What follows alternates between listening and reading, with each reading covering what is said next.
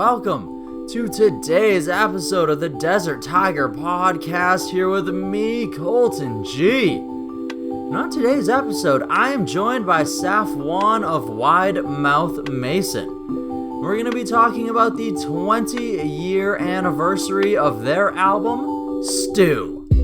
Yes, it is the 20-year anniversary of their Juno-nominated Funkadelic hit-loaded masterpiece, Stew. And we're going to be going behind the details of what went into this album. What was the road that led up to Stew? It was a short album cycle between 2000's Stew and 1999's Where I Started.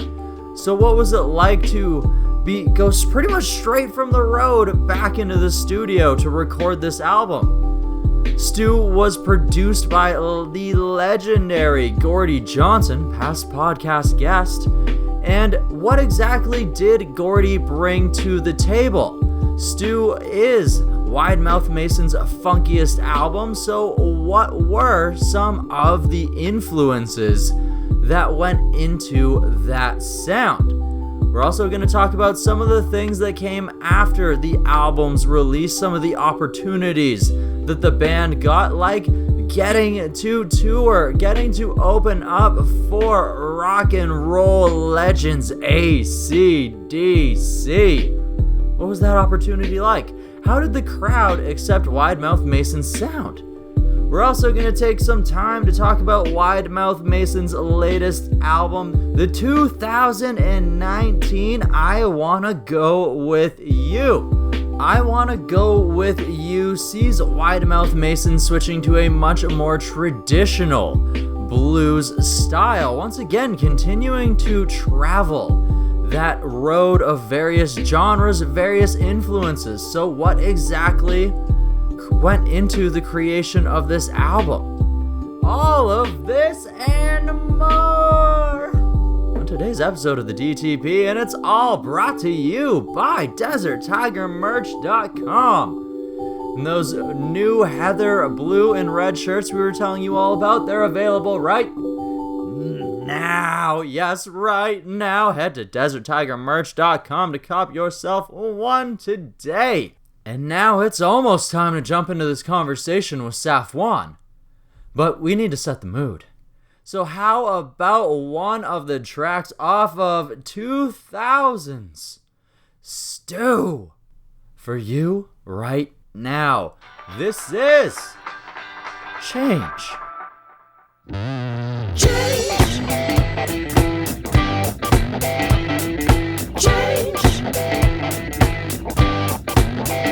Did you bring anything that you made yourself? Or did it all come from somebody else?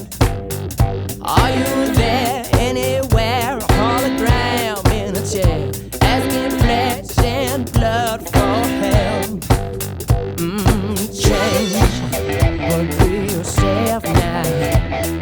Change, but be yourself now. Do you go with what you know and feel just fine? Or do you try on the fly to be fresh? A bit of nails and not in jail, that's the hard way to learn. But doing what you're told makes no sense. Change, but be yourself now. Change, but be yourself now.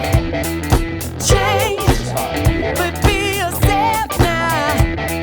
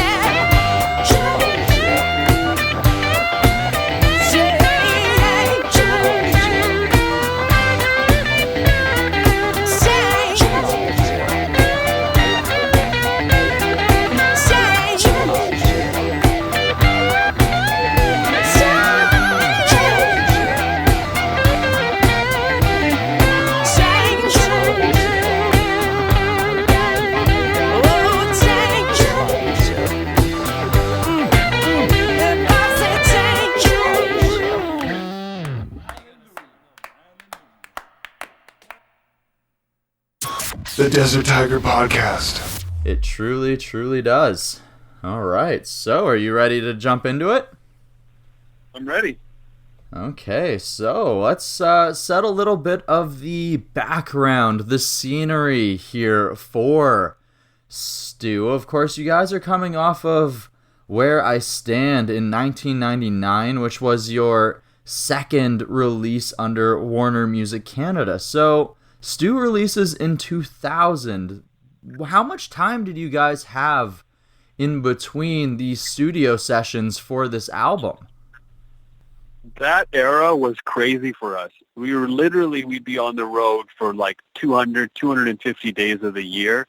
And then the remaining days would be spent either in studio recording or in smaller studios demoing and writing. So there was never significant breaks other than maybe a couple of days here, maybe a week here and there.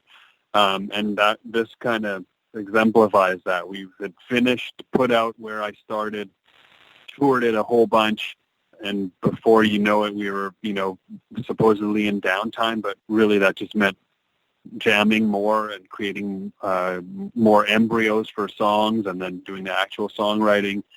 And that ball started rolling really quickly. And we did most of that work in both Saskatoon and Edmonton. By the time we got to Edmonton, where we were properly demoing stuff in a small studio, it just so happened that our good friend, big brother, mentor, Gordie Johnson was in the province as well. And we linked up and a whole bunch of stuff started happening.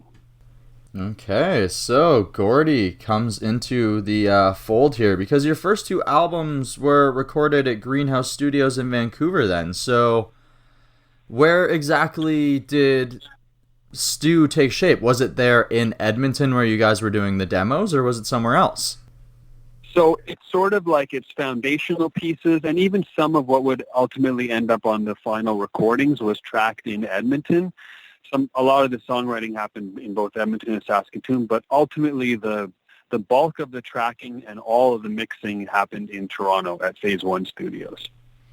Okay. So with Gordie Johnson coming into the fold, he's quite a big part of Canadian music history himself, and he himself, like you guys, has also traveled quite a few different soundscapes and avenues, what people would call genres, I guess. So you guys definitely took a little bit of a jump into a newer sound, even with that short time and difference between the studio of Where I Stand and Stew. So this funkier sound that Stew had, was this something that Gordie helped bring to the table, or was this something that you guys were already naturally transitioning into yourselves? So it's actually both. The backdrop is the band, whenever we were on the road, which is, like I said, quite often, it was kind of our unstated competition that we'd always just bring as much music as we could with us and try to expose other guys to it and get the other dudes to be like, oh, that's killer, man. And you'd feel good if you brought something to the table that someone had never heard before and it blew their minds. That was kind of the unspoken game that was going on all the time. And so when you're doing that, obviously you're going to start listening to a whole bunch of stuff, and you're going to be pretty broad in terms of what your repertoire is of stuff you're checking out.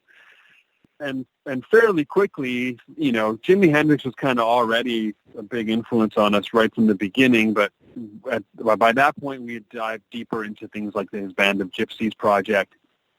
Sly and the Family Stone had become a staple for us. A lot of the Motown stuff had become really important to us. Marvin Gaye, Stevie Wonder especially.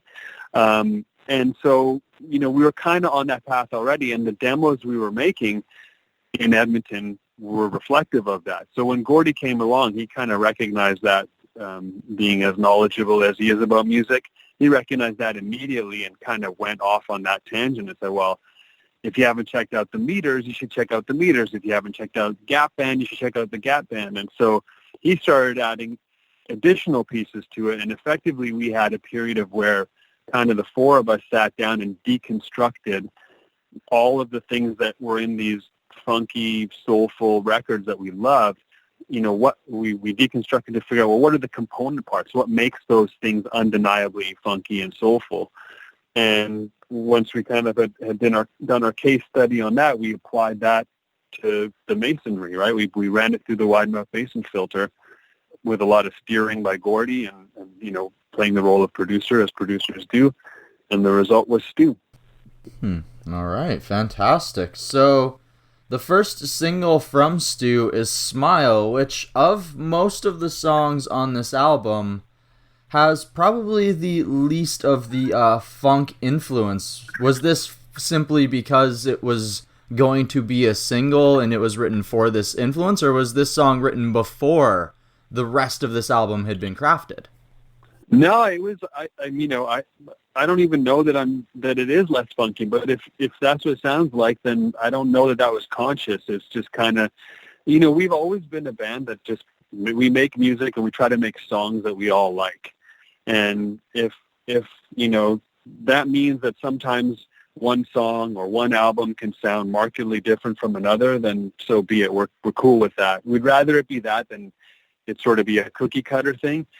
Again, that's reflective of what we listen to. So Smile we didn't know it was going to be a single. We didn't know anything was going to be a single when we were making albums, and still to this day when we make albums, we don't kind of approach it typically from that perspective of, earmarking a song as a single potentially. We kind of just keep our eyes on the focus of make a good song, make the song be everything it can be.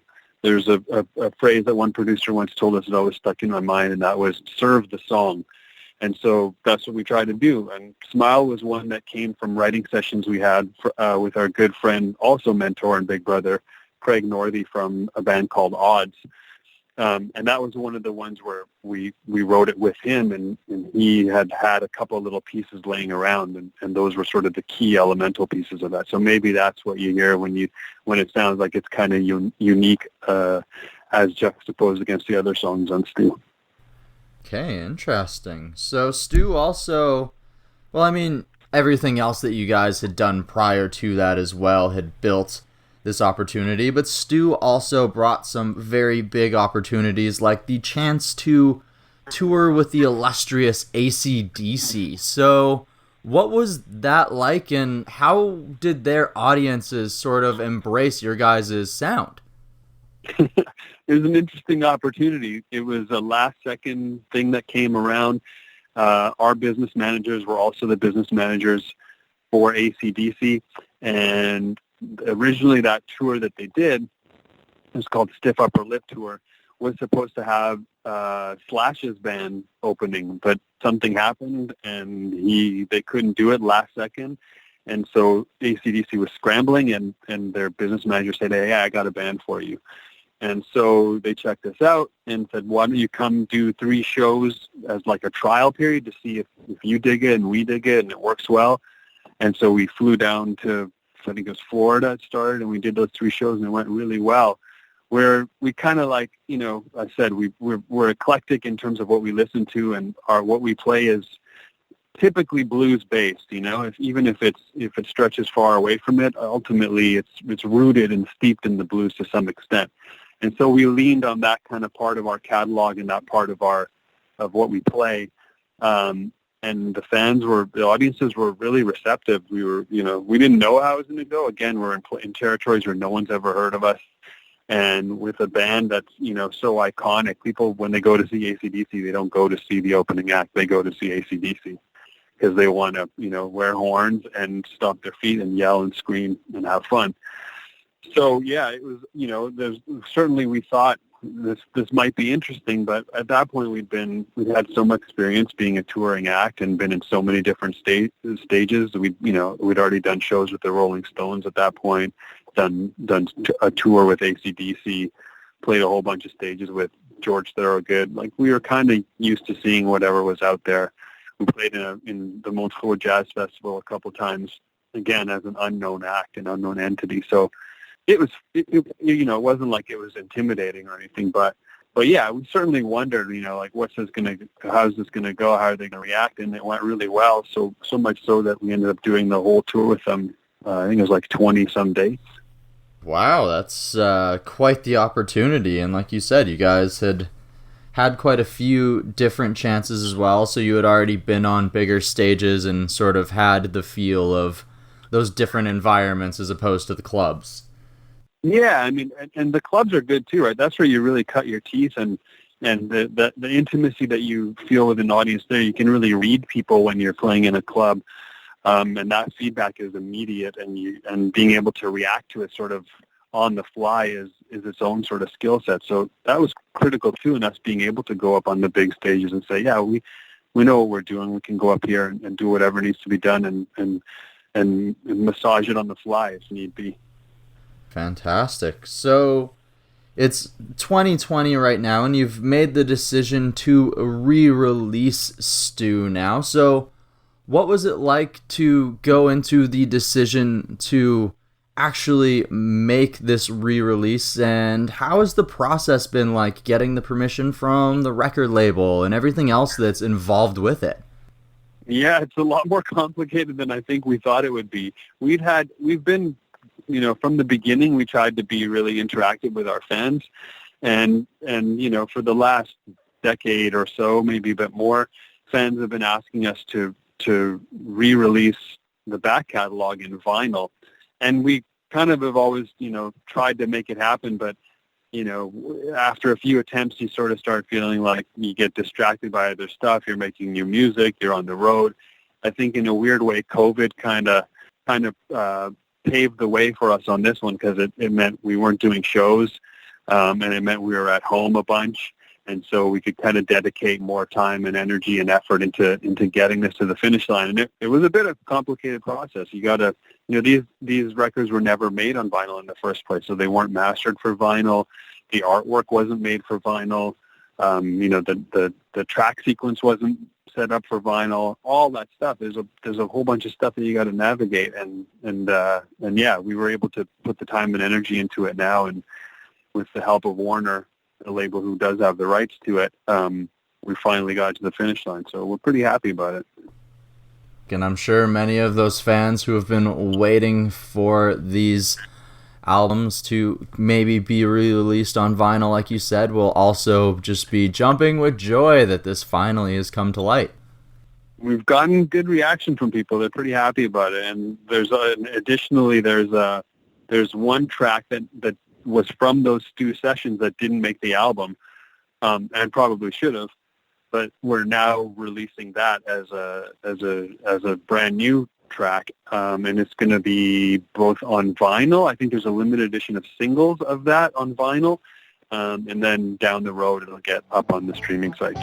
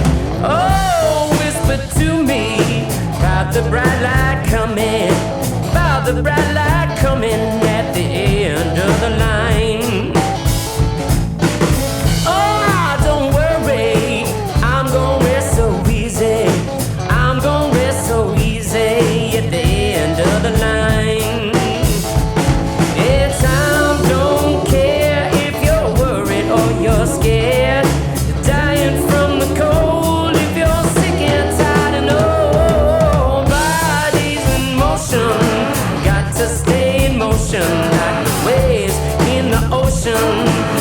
rivers to the sea. Once you're moving, you got to keep on moving. Living or you're dying, man, there ain't no in between.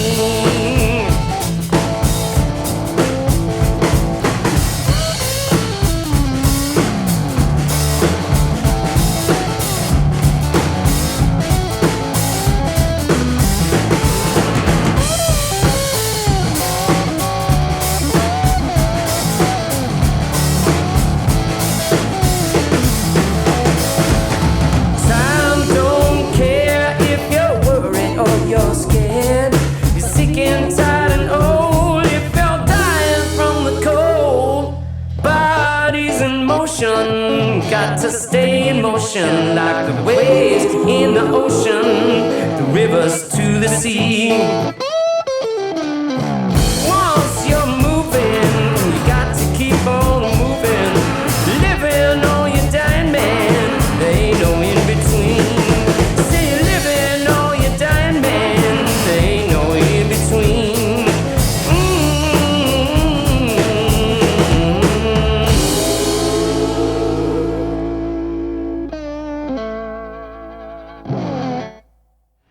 Desert Tiger Podcast.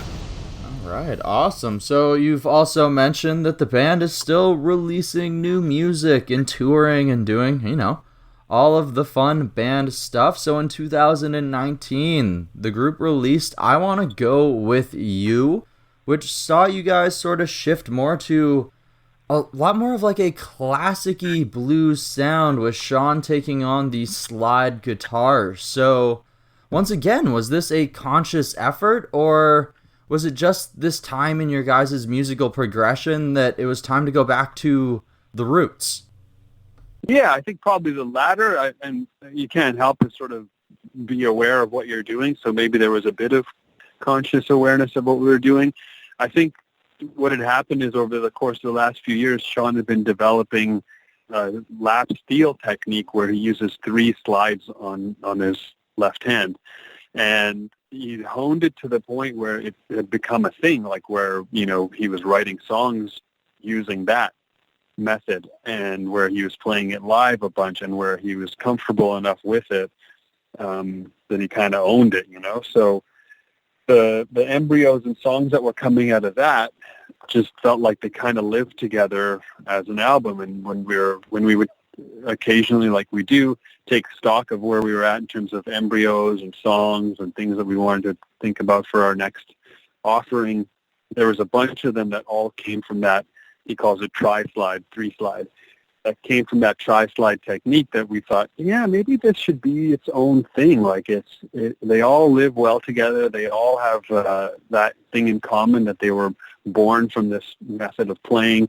And they all have a really like rootsy, traditional, bluesy kind of feel to them, more or less. So yeah, I guess at the end of the day, it was a bit of both. It was organically where our muse took us, and consciously what seemed to make sense from taking stock of things. So of course, with this, it's also been a little bit of a time since your guys' last album before that. So the music industry has taken a little bit of a change since then. How people take in their music has changed as well. So how has the band gone about taking on those challenges? Yeah, the business side of things, certainly we've seen a bunch of different stuff in our time as a band, and it's been interesting and challenging and fun. At the end of the day, I think people want to hear music that touches them, that moves them, that makes them feel something. Whatever the distribution method is, whatever the mechanism is that they're accessing that music through. For us, live has always been a really important part of who and what we are and what we do. So, the COVID thing has been hard in terms of not doing shows. We're really missing it, as are our fans from what they're telling us. So that's a key piece of how we get music to people. In terms of the actual recording side of things, yeah, streaming is the new model, right? That's what everyone's doing. So you make sure you're available there. There's interesting commentary and conjecture about how, I saw the Spotify founder recently saying, well, artists in this era need to now be able to release music more often and offer things at a quicker rate, because that's where we're at vis-a-vis streaming. And I guess there's some truth to that, but I also feel like the medium shouldn't shape the listener should shape the medium to a certain extent. So ultimately, again, I think people engage with stuff they like and art that moves them and they feel connected to. And if you can find a way to make that somewhat readily accessible, they will come and engage with that. And that's what we do. So, it is what it is. We're in a streaming paradigm, and so we will release our stuff via streaming, and whatever the next thing is, we'll release it using that medium. Those things will never really stop us from making music. Okay, for sure. And yes, just based on, like you said, the comments from Spotify and some of the comments you made earlier, it's sometimes you have to serve the song, and if you're trying to serve the pace at which the distribution service wants you to release things, then sometimes maybe necessarily the song might suffer. Yeah, no doubt. I think good artistic creative output isn't dictated by business models, right? It's dictated by the muse and by creative vision. And so it follows its own timeline, and you as the people making it, as the artists who are effectively the kind of vehicle for that, you try to serve that process as best you can, and typically the longer you've been doing it, the better you get at understanding what's required in a given situation. For sure. So you've mentioned that the live show is definitely one of the bigger aspects of trying to bring new music to the fans. So as the band has shifted to this newer sound and the slide guitar, how has the stage show shifted with it? And have you guys altered some of the previous songs in order to fit sort of the slide guitar method? Yeah, good question. We first of all, just at kind of a base level, it's physically a different thing because Sean has to either stand or sit to play slide the way he plays it. So, it creates a different kind of vibe and look and feel on stage. So far, we've been incorporating some of the newer songs as a segment of the whole set. As it starts to become a bigger and bigger part of it, we did one show, like a kind of a sneak peek album release kind of thing, where we did the whole album, I Want to Go With You, and that was, the first time we had done that, and it was cool. It was a good vibe, a different sort of feel to it. As we move forward, we'll be doing more of that, but we'll also typically we always include kind of back catalog because there's a bunch of people out there who want to hear it, who are our fans, and so we don't want to leave them feeling like they didn't get what they came for to some extent. So it'll always be a mix of new and old, and it'll likely be a mix of sitting down or standing up and playing slide and not. So, yeah, I think you can expect everything and anything when you come to our show. Okay, fantastic. And of course, like you've also mentioned earlier, the whole COVID situation has sort of affected being able to play shows for now. So while the world gets over and heals from that whole situation, how has Widemouth Mason continued to stay connected with their fans besides doing this re-release? Yeah, so I mean, I have plenty of critiques of social media, but there's also things to applaud about it, and this is one instance where you can do so, in that it allows you direct access to and interaction with your fan base and anyone else out there who may become part of your fan base. And so, we're pretty active on our socials. Sean pretty consistently puts up new little bits and pieces that he's doing again through his tri-slide technique, whether that's covers of songs or pieces of songs or original material or just random ramblings. I think he probably puts one up almost he probably does like 4 or 5 in a week, every week. So he's pretty engaged on there. He's pretty active on there, which is a good way to stay connected with people. And other than that, it's, you try to put out this music and you cross your fingers and hope we can start doing shows again soon. What else does the future hold for Wide Mouth Mason? Of course, plans probably have changed due to, once again, this whole situation. But as of right now, where do you see the future going? Well, we have a good 25 years now to look back on, and if history is a good predictor of the future, I'd say we're going to keep making albums. We're going to keep touring as much as we can. We're going to keep, exploring different things. We're going to keep looking to collaborate with other musicians that we like and that we get along with, and that's it. It'll be more of the same, but also different. And hopefully, we'll be back doing shows by next summer. Already, some of our summer shows that were supposed to happen this year have been moved to next year. So if the situation allows it, then we'll be back on the road shortly and hopefully keep that going until the next interruption. No doubt. And by next summer, all of the fans will have had their new vinyls of Stew. We'll have all the songs jammed stuck in their heads again, and they will be just waiting for that opportunity to come and see them live. Awesome. All right, Safwan, thank you so much for joining me here today to tell us all about Stew and all about your latest album, I Want to Go With You. Thank you so much for having me, man. I really appreciate it. And I hope that you, the Ambush, appreciated this conversation with Safwan of Wide Mouth Mason, where he took us behind the scenes of not only their album Stew, but their latest album, I Wanna Go With You. And you heard one track off of both of these albums today. We kicked off today's episode with Change off of Stew, and then in the middle of the show, we played Bodies in Motion for you, which is the lead track off of I Wanna Go With You. And both of these albums, both of these songs, all of Wide Mouth Mason's catalog is available, yes, on your favorite music streaming service right now. So head on over there and jam yourself some Wide Mouth Mason right now.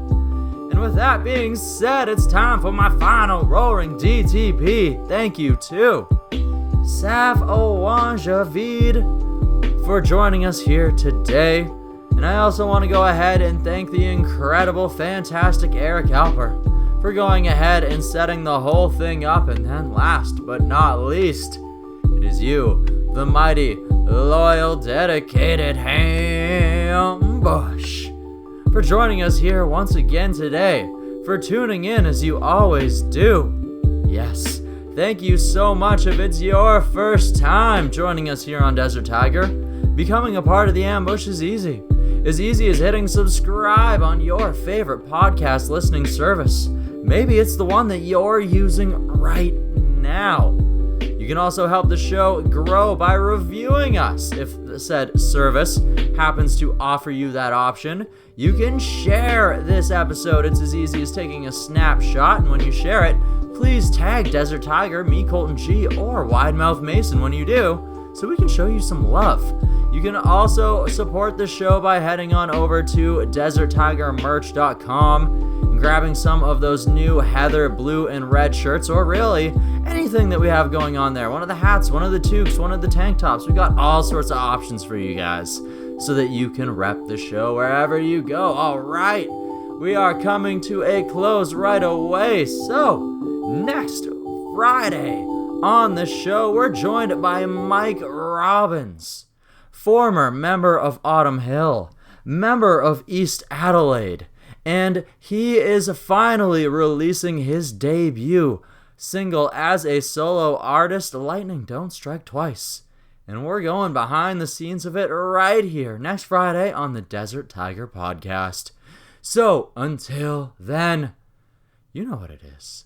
I want you to put your paws in the sand and travel across the desert to find your desert oasis, to find your mountaintop, whatever it is that happens to make your heart sing to its fullest capacity. I want you to find that. I want you to go there and let your roar carry out across the valley. Show your craft off to the world, because it is beautiful, just like you are. And until next week, bye-bye, my precious tiger cubs.